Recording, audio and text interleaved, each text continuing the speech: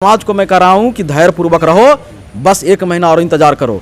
2022 में बिहार में महासंग्राम शुरू होगा और इस संग्राम को एक ही चीज रोक सकता है कि जितने नकारात्मक शक्ति के लोग हैं वो सकारात्मक सोच के हो जाएं, तब संग्राम रुकेगी, और नहीं तो ये संग्राम बड़ा भीषण संग्राम होगा। ये चेतावनी है।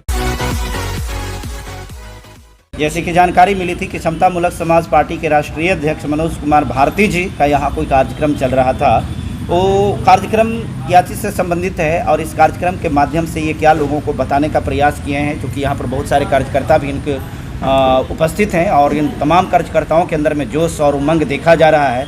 आखिर इस जोश और उमंग के पीछे का कारण क्या है और किस वजह से ये सारे कार्यकर्ता यहाँ इकट्ठा हुए हैं, इन्हीं तमाम तथ्यों पर जानकारी लेने के लिए हम इनसे कुछ बात करने जा रहे हैं। तो सर, सबसे पहले हमारी चैनल में आपका स्वागत है।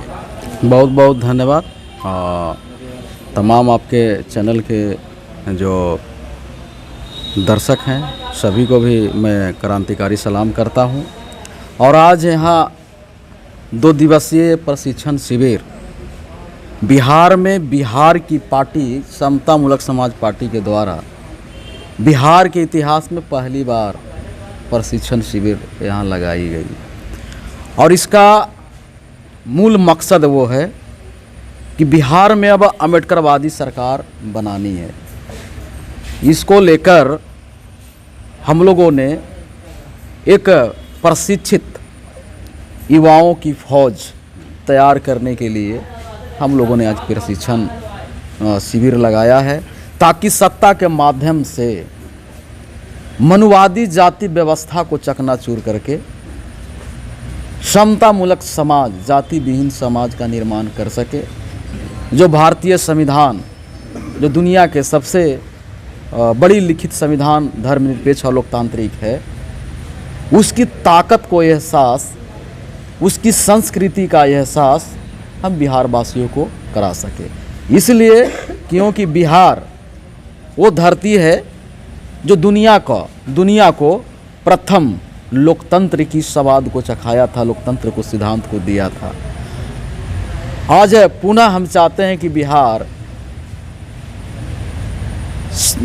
के समाज जो है वो पुनः एक बार बिहार के धरती को प्रेरणा की धरती और क्रांतिकारी की धरती बनाए और जाति विहीन समाज को बनाए। इसलिए हम लोगों ने आज यहाँ 2 दिवसीय प्रशिक्षण लगाया और एक एक कार्यकर्ता को सारे गुण सिखाए जा रहे हैं कि किस तरह से मनुवादी संस्था, मनुवादी संस्कृति, मनुवादी सोच वाले लोगों से मुकाबला किया जा सके, और मुकाबला करके इन सारी सोच को, संस्कृति, सोच और नेता, ये सारे तमाम को बदला जाए।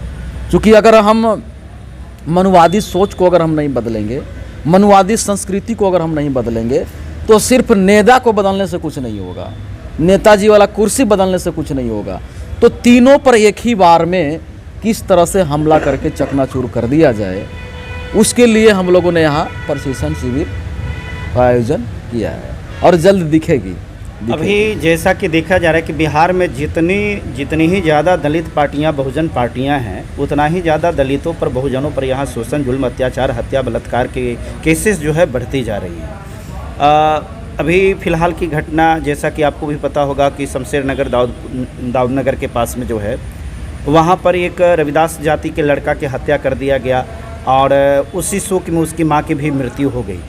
थाने में ये FIR की जो सिलसिला है, थाना जो है FIR नहीं लेता है। तो ये राजनीतिक पार्टियां जितने ज़्यादा बिहार में बढ़ती जा रही है, उतने ज़्यादा शोषण बढ़ता जा रहा है। आखिर इसका अंत कैसे होगा? देखिए, शोषण तो अभी और बढ़ेगा, और ये शोषण कहीं न कहीं हमारे समाज के जो सोच है उसका नतीजा भी है। हम उस सोच को बदलना चाहते हैं समाज को, कि जिस समाज का राजनीति में भागीदारी नहीं है वो समाज को शोषण होगा ही होगा, है ना। अभी हमारे समाज जो है सिर्फ मरने पे ही उनको लगता है कि हमारे साथ शोषण हुआ है, पर मौत से भी बड़ा शोषण हमारे समाज के अंदर हो रही है। आज दाऊदनगर में घटना घटा और उसके माँ की मृत्यु हो गई हृदय गति रुकने से, पर अगर अब देखा जाए कि जितने हत्या हुई है उनके तमाम परिवार जिंदा तो हैं, पर न्याय के अभाव में, सरकार के क्रूर व्यवहार में, न्याय की दोपक्षीय व्यवहार से वो आज भी जिंदा लाश हैं। उन्हें हम उस नज़र से नहीं देख रहे हैं, वो जिंदा लाश हैं। अब इनका न्याय देने के लिए हम लोग प्रशिक्षित हो रहे हैं, हम लोग तैयारी कर रहे हैं, पर जब तक हम जवाब देने लायक नहीं हो जाएंगे, जब तक समाज को भी शोषण सहना पड़ेगा। पर मैं समाज को निश्चिंत कराना चाहता हूँ। आप जवाब देने लायक कब हो जाएंगे? बस जल्द ही, नवंबर तक समाज को कहूँगा, नवंबर तक इंतज़ार करो। अब वो दिन आ गई है, नवंबर 2022 या 23? 2022, नवंबर 2022 तक इंतज़ार करो। शोषण मुक्ति का दिन नज़दीक आने वाला है। दलित शोषण मुक्ति का दिन नज़दीक आने वाला है। और जुर्म को अगर हम पर कोई तलवार चला रहा हो तो उसे तलवार से जवाब देने में संविधान कहीं नहीं रोकता है ना। तो आप नवंबर 2022 को कह रहे हैं, तो इस दिन भाई ऐसा कौन सा चीज़ हो जाएगा कि आप कह रहे हैं कि उस दिन के बाद से यहाँ के बिहार में लोगों के ऊपर शोषण जुल्म ये मिट जाएगा? हम तो पहले समाज को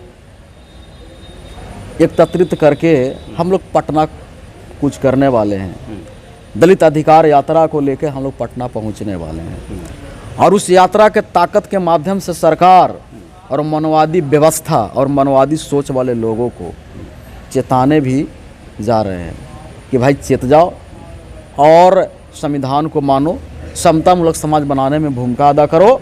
अगर जाति व्यवस्था में विश्वास रखोगे तो फिर 90 वाला बिहार यहाँ आएगा, शुरू हो जाएगा। हम पीछे नहीं हटेंगे, क्योंकि अब बहुत हो गया शोषण जुल्म, बहुत हो गया। अब याचना नहीं, रण होगा। युद्ध बड़ा भीषण होगा। युद्ध बड़ा भीषण होगा, याचना नहीं अब रण होगा, युद्ध बड़ा भीषण होगा। ये चेतावनी देने के लिए एक फौज हम लोग दिखा रहे हैं, और वो फौज के माध्यम से दिखा रहे हैं कि संभल जाओ, और नहीं तो शोषण का जवाब जो है ना, अभी याचना से नहीं होगा, रण और युद्ध से होगा। अच्छा, ये चेतावनी किसको दे रहे हैं? सरकार को दे रहे हैं कि जो शोषण करे उनको दे रहे हैं? मैं दोनों को दे रहा हूँ ना। जो मनुवादी सोच रखने वाली अगर सरकार है, शोषण जुल्म होती है, अगर सरकार न्याय कर देता है तब तो चलो भाई सरकार है।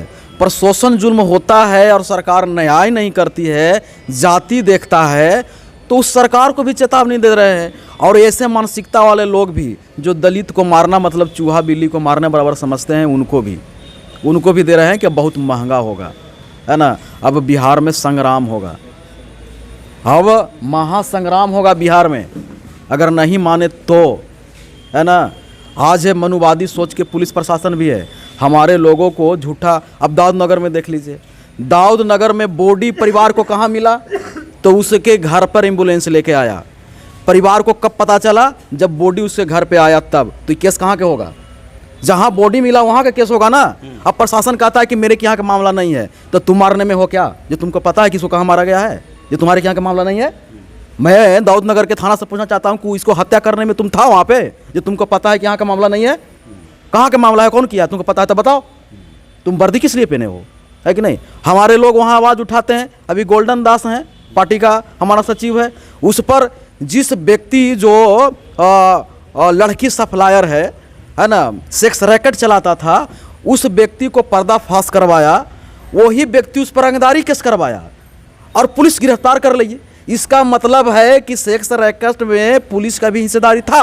नहीं तो ऐसा हो सकता है कि जिस व्यक्ति को उसने उसकी जो काला चरित्र को, गंदा चरित्र को बाहर लेके आया है, और गंदा चरित्र वाला लोग उसको कार्रवाई कर रंगदारी मांग रहा है और केस पे पुलिस गिरफ्तार कर ले? ऐसा नहीं हो सकता है। दो ही कारण हो सकता है, चाहे तो प्रशासन जो वर्दी पहन के जो खड़ा है वो दरिंदा है, वर्दी के भेष में दरिंदा है, नीच चरित्र का व्यक्ति है, वो भी उसमें हिस्सेदारी में पार्टनर है, चाहे तो वो मनुवादी मानसिकता वाला लोग होगा कि दलित के बेटा और न्याय की आवाज़ उठाएगा, इस तरह का उस सोच का व्यक्ति होगा, तो इस तरह की कर रहा है। और अगर इस तरह की कर रही है बिहार सरकार के शासन और प्रशासन, और बिहार सरकार टुकुर टुकुर अगर देख रहा है, तो इसका मतलब कि बिहार सरकार भी मनुवादी सोच का है, तो उसको पुरजोर दबाव देने की ज़रूरत है। अब एक घटना है, कहावत चल रहा है, मगह में चलता है कि एक बच्चा था जो रास्ते पे पेशाब कर रहा था, वो भी घूम घूम के। कुछ लोग सभ्य समाज कहा कि बच्चा तो बड़ा गंदा है, चलो भाई इसको गार्जियन को चेताते हैं कि ऐसा काहे करता है। जब उसके घर गया तो देख रहा है कि उसका बाप जो है छत पर से पेशाब कर रहा है। अब बताइए वो कैसे करेगा, उसको शिकायत करेगा। उसी तरह से प्रशासन तो है ही, यहाँ के शासन भी है, शासन भी मनवादी सोच के लोग हैं। वो चाहता है कि दलित को मारना कोई राजनीतिक अपराध नहीं है। इसको मारने से वो वोट देखता है कि मारने वाला के पक्ष से खड़ा होंगे तो वोट हमको ज़्यादा मिलता है, तो मारने वाला के पक्ष में वो खड़ा होता है। न्याय के पक्ष में खड़ा यहाँ की सरकार नहीं है। और शर्म नहीं लगता है यहाँ के सरकार को, जो सीना ठोक के कहता है कि मैं सामाजिक न्याय की सरकार हूँ। कहाँ गया तुम्हारा सामाजिक न्याय? अरे तुम जाति न्याय की सरकार हो, जो जाति हत्यारा को जाति देखते हो। अगर कोई दलित अभी सवर्ण को हत्या कर दे तो उसके पूरे परिवार को गिरफ्तारी सुनिश्चित हो जाएगी 24 घंटा के अंदर। और हमारे लोग को मार के फेंक भी दिया जा रहा है, तो पुलिस खुद कह रहा है कि नहीं ये तो मारने वाला ही नहीं होगा, ये कहीं दूसरा तरह के और हत्या होगा, कहीं एक्सीडेंट का केस लिया जा रहा है। तो इस तरह के हमारे यहाँ शोषण बढ़ रही है।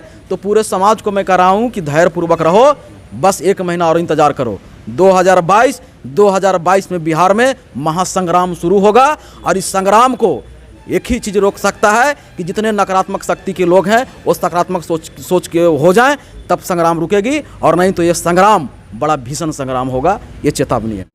चलिए, बहुत बहुत धन्यवाद सर, बहुत बहुत शुक्रिया और बहुत सारी शुभकामनाएं आपका जो आने वाला कार्यक्रम नवंबर में है उसके लिए भी, कि आप इतना बड़ा कार्यक्रम करने जा रहे हैं और बिहार के दलितों को न्याय दिलाने का उस दिन आप ये तय करेंगे और उस दिन से यहाँ के दलितों को विधि सम्मत जो न्याय है वो न्याय मिल पाएगा। और सारे लोग जो हैं आपकी तरफ टकटकी लगा करके देख भी रहे हैं। बिहार की जनता, खास करके दलित कम्युनिटी के लोग जो हैं उनका भरोसा आप हैं, ट्रस्ट हैं। सारे लोग आपको जानते भी हैं और आपकी प्रतीक्षा में भी रहते हैं। और वो जब उनके ऊपर शोषण, जुल्म, अत्याचार होता है तो सब कोई आपकी तरफ ताकते हैं। और हम लोगों के पास में भी फ़ोन आता है कि सर भारती सर इसके लिए क्या कर रहे हैं, आप उनसे सवाल करिए। बहुत जगहों से फ़ोन आता है, हम कह सकते हैं कि प्रदेश के कोने कोने से फ़ोन आता है। इतनी फेमिसिटी भी आपकी है और इतने लोकप्रिय भी आपकी पार्टी बहुत कम समय में हो गया है। आपके कार्यकर्ता को देखते हैं तो पीछे इतने एक्साइटमेंट में हैं, क्योंकि इनके अंदर की जोश और खरोश इस चीज़ को बताता है कि आगे आने वाले समय में मुझे ऐसा लगता है कि अम्बेडकरवादी सरकार बनाने की आपका सपना जो है ज़रूर साकार होगा। सर इसके लिए शुभकामना और बहुत बहुत धन्यवाद। चलिए, शुक्रिया।